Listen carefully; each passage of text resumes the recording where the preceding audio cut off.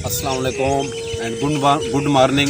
उम्मीद है जी आप सब लोग खैर खैरियत से होंगे, ठीक ठाक होंगे। अल्लाह पाक आपको हमेशा खुश रखे, आबाद रखे, सलामत रखे। तो आज स्टार्ट है जी कि तुंदिए बाद मुखालिफ से ना घबरा ए उकाब, तुंदिए बाद मुखालिफ से ना घबरा ए उकाब, ये तो चलती है तुझे ऊंचा उड़ाने के लिए। तो आज स्टोरी सुनाना चाहूँगा आपको ईगल के बारे में, उकाब के बारे में। आपने देखा हो तो होगा ही उकाब, ईगल। वो एक तो ये क्या है जी, तमाम दुनिया के जितने भी परिंदे हैं, तमाम परिंदों में से ये एक तो होशियार है, चालाक है और समझदार भी है। उसके अलावा ये इसको लक़ब दिया जाता है कि it is the king of all birds, कि तमाम परिंदों का इसे किंग यानी शहजादा कहा जाता है। इसकी अब देखें, आपने अगर कोई भी मकाम हासिल करना है तो उसके लिए आपको कुर्बानियाँ देनी पड़ेंगी, मेहनत करनी पड़ेगी। जिन लोगों का भी स्टेटस बना हुआ है, अच्छे मकाम पर वो गए खड़े हैं, तो सर वो खुद ब खुद नहीं हुए, ना ही वो माँ के पेट से ये बन कर हैं। उनकी हिस्ट्री अगर आप देखें तो उन्होंने क्या किया है जी, बहुत ज़्यादा मेहनत की है, कुर्बानियाँ दी हैं। कुर्बानियाँ और मेहनत करने के बाद वो इस मकाम पर पहुँचे हैं। तो आपको कंसेप्ट क्लियर कराता जाऊँ ईगल की हिस्ट्री से। जो ईगल है, उकाब है, इसकी एवरेज जो एज है औसतन उम्र 70 साल है। कितना सर? 70 साल। When he reaches at 40 years, कि जब वो 40 साल का हो जाता है, 40 साल की उम्र जी लेता है, तो 40 साल के बाद क्या होता है जी, उसकी जो चोंच है वो बेंड हो जाती है।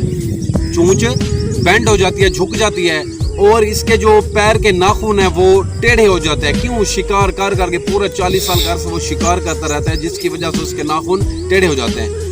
और जो उसके पंख हैं, पर हैं, यानी कि वो बिल्कुल उसके जिस्म के साथ चिपक जाते हैं, भारी हो जाते हैं 40 साल की उम्र तक। वो वजह ये शिकार कर करके।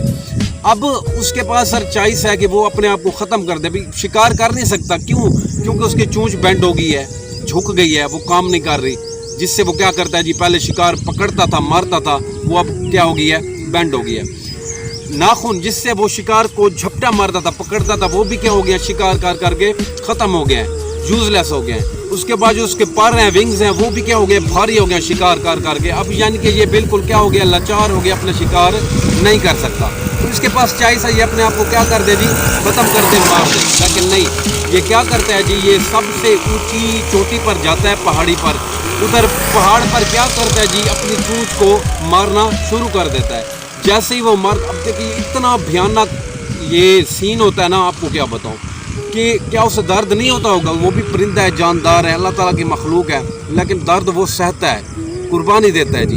वो क्या करता है, जब चोंच को मारना शुरू कर देता है, चोंच क्या होती है जी, टूटना शुरू हो जाती है, बिल्कुल उसका पूरा जिस्म लहूलुहान हो जाता है उस चोंच टूटने की वजह से। चोंच आखिरकार ख़त्म हो जाती है जी, टूट जाती है। फिर क्या होता है जी, नई चोंच कुदरत उसे देती है, नई चोंच निकल आती है। जब नई चोंच निकलती है तो वो अपने ही चोंच से, अपने जिस्म से एक एक पंख को तोड़ रहा होता है, निकाल रहा होता है। जब सारे पंख निकल जाते हैं, फिर उसे कुदरत नए पर देती है, उसके नए पर पैदा हो जाते हैं, निकलना शुरू हो जाते हैं। उसके बाद अब एक चीज़ रह गया जी, नाखून। नाखून को क्या करता है जी, रगड़ना शुरू करता है, रगड़ते रगड़ते रगड़ते फिर आखिर नाखून भी टूट जाते हैं, लहूलुहान हो जाता है, दर्द को वो सहता है।